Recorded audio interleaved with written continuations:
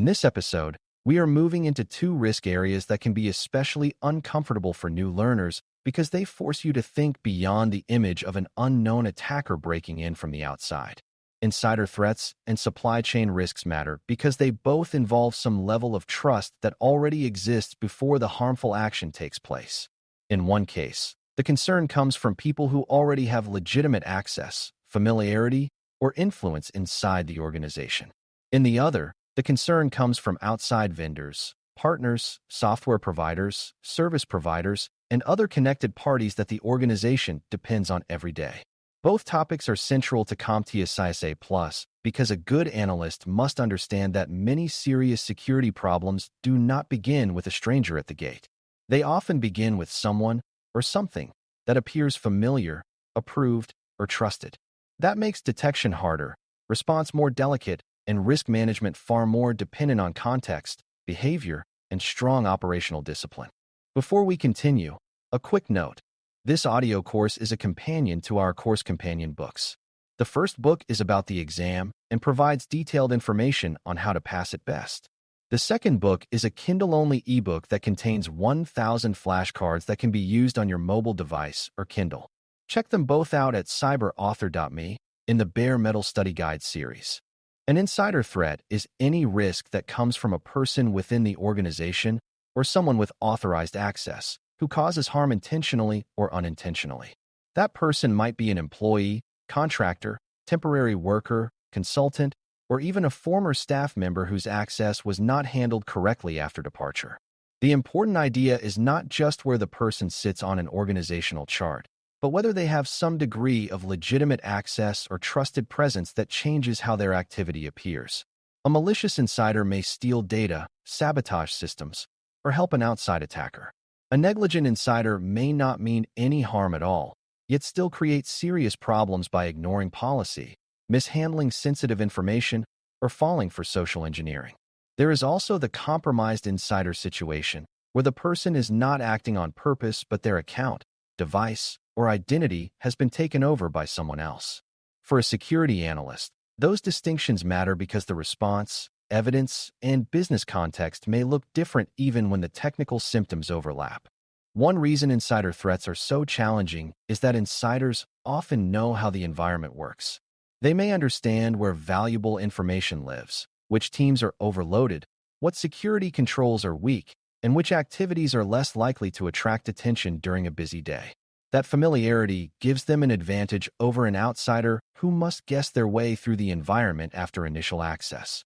Insiders may also know the rhythms of the business, such as when backups run, when administrators are busiest, when executives travel, or which systems are rarely reviewed closely. Even a well-meaning insider can cause harm because trust changes how activity is interpreted. If a known employee accesses a file share, downloads a report, or transfers information to an approved platform, the action may look normal until the surrounding context reveals otherwise. That is why insider threat analysis depends so heavily on understanding patterns of life, business purpose, and deviations from expected behavior rather than relying only on obvious signs of external compromise. A beginner should also understand that insider threats are not always dramatic or technically advanced. Sometimes the harmful action is a single careless decision, like sending sensitive records to a personal account to finish work at home or saving critical information to an unauthorized storage location for convenience. In other cases, the activity may unfold slowly, with small policy violations that seem minor in isolation but build into a larger pattern over time. A disgruntled employee may gradually collect data before resigning. A pressured contractor may copy information they believe will help them in their next role. A compromised user account may quietly access systems outside normal working hours or retrieve files that do not fit the person's responsibilities. None of these scenarios require advanced malware to become serious. This is an important lesson for CySA+ learners because security work is not just about detecting flashy attacks. It is also about noticing subtle misuse of trusted access and recognizing when normal-looking activity begins to stop looking normal. Behavioral indicators can help identify insider threats, but they must be interpreted carefully. A sudden increase in file access, unusual login times, repeated attempts to reach systems outside a person's role, or large transfers of information may all deserve attention. At the same time, each of those behaviors could also have a legitimate explanation, such as a new project, a role change, a time-sensitive deadline, or travel. That is why analysts should avoid assuming intent too quickly. A strong investigation combines technical evidence with business context, role knowledge, and communication with relevant managers or support teams when appropriate.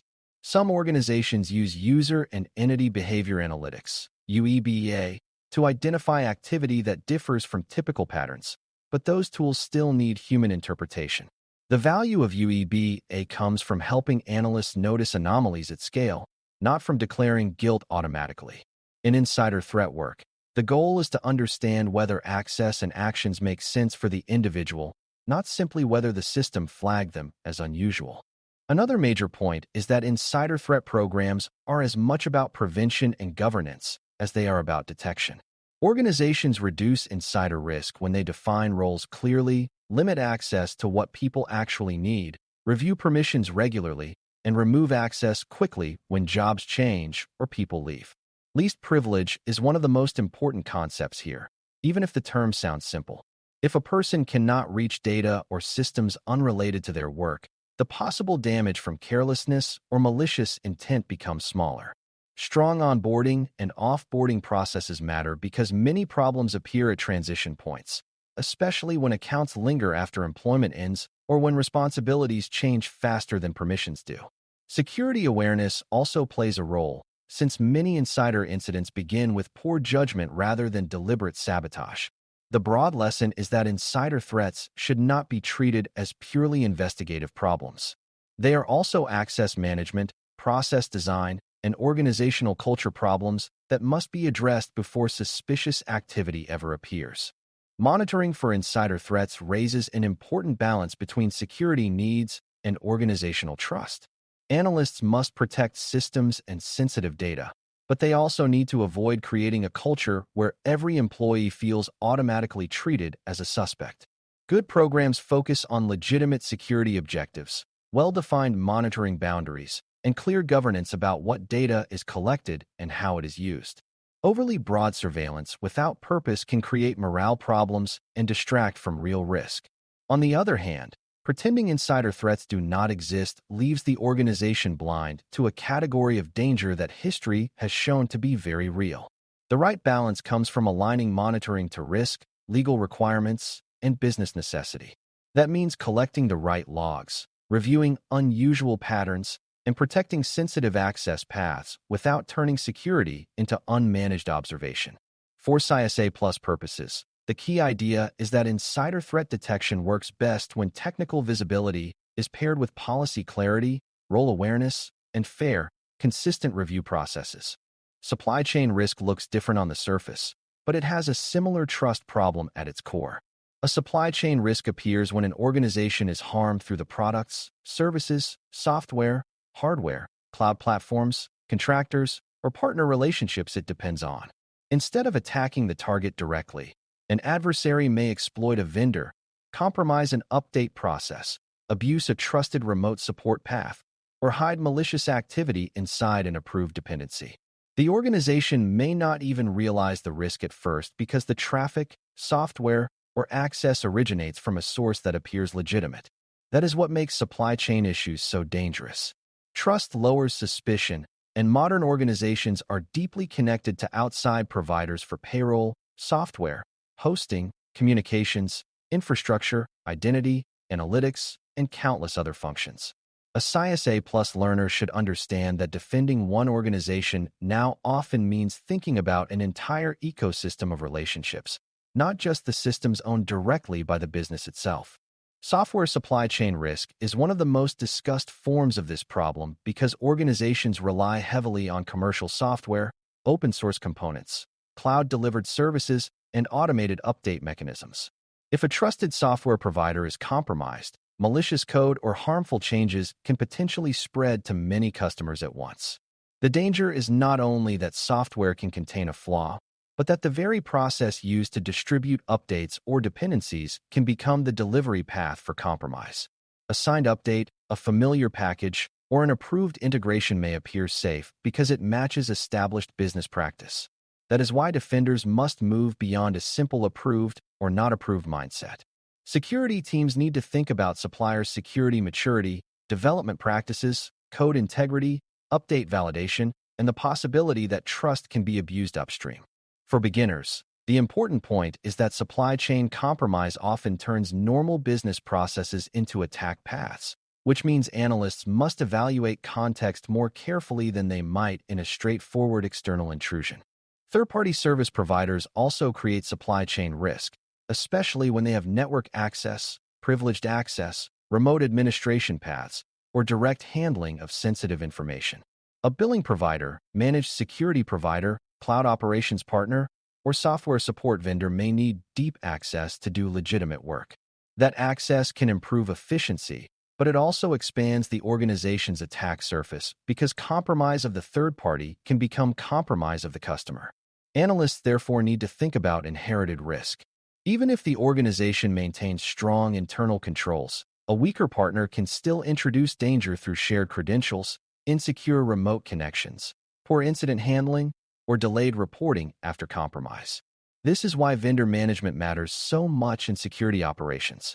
The relationship must be understood not only in contractual terms, but in operational terms. What can the vendor access? How is that access controlled? What visibility exists into their activity? And how quickly can the organization respond if the trusted relationship becomes the path of attack? Managing supply chain risk starts with knowing what relationships and dependencies exist. An organization cannot assess vendor risk well if it does not know which partners process sensitive data, which applications rely on external code, or which business functions would fail if a specific provider were compromised. Asset management and dependency awareness therefore become part of supply chain defense. Security teams often work with procurement, legal, privacy, engineering, and business units to understand which vendors matter most and where the highest impact would occur if something went wrong. Risk assessment then focuses on questions such as the criticality of the service, the sensitivity of the data involved, the degree of access granted, and the provider's own security posture. This is not just paperwork. It directly affects detection and response because analysts need to know whether an alert involving a vendor connection is routine, suspicious, or business critical. The more clearly those relationships are understood ahead of time, the faster and more accurate security decisions become during an actual event. Detection in supply chain scenarios can be particularly difficult because malicious activity may blend into expected business communications and approved technical flows. A remote support session from a known vendor, an application update from a familiar source, or data movement tied to a legitimate integration may all seem normal at first glance. Analysts therefore rely on baselines, change awareness, and correlation across multiple signals. If a vendor account suddenly begins accessing systems it never touched before, if an update process behaves differently than usual, or if a trusted application starts making unexpected outbound connections, those signs deserve careful review. Security information and event management (SIEM) systems can help centralize logs and support pattern analysis, but SIM still depends on good data and informed analysts. The same is true for data loss prevention (DLP) and multi-factor authentication (MFA). DLP can help detect unusual movement of sensitive information, and MFA can reduce the value of stolen credentials. But neither control eliminates the need for context-driven analysis when trust relationships are involved. Incident response becomes more complex when insiders or supply chain relationships are involved because the organization must protect itself without damaging the wrong relationship or taking action based on weak assumptions. If a trusted employee is under investigation, the response may require careful coordination with management, legal, human resources, and sometimes law enforcement, depending on the situation.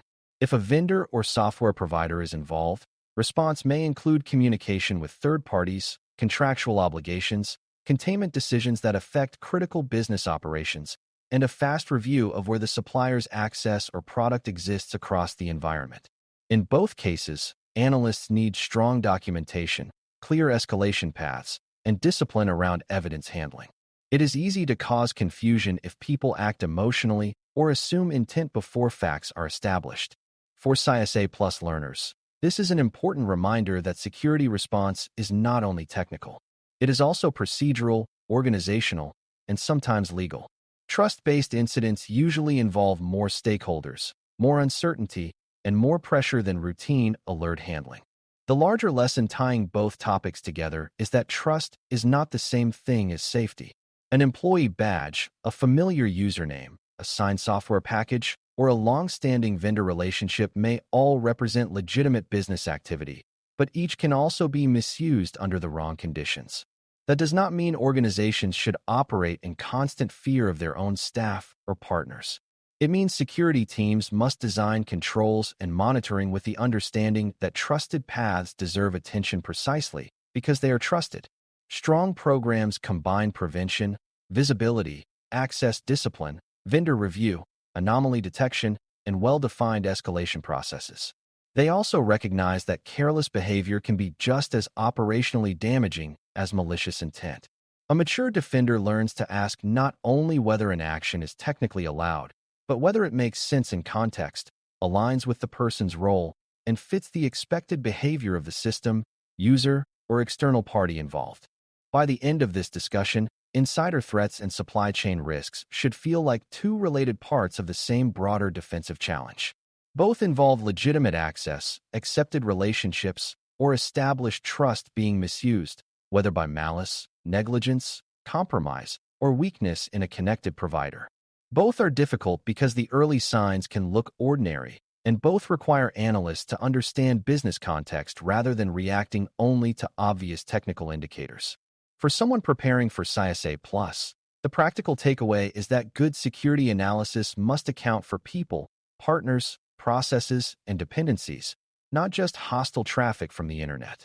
Insiders can harm the organization because they know it from within, and supply chain issues can harm it because outside dependencies are deeply woven into daily operations. Once you understand that trusted paths can become attack paths, you begin thinking like a more mature defender, and that mindset is essential for real-world analysis. Thanks for listening.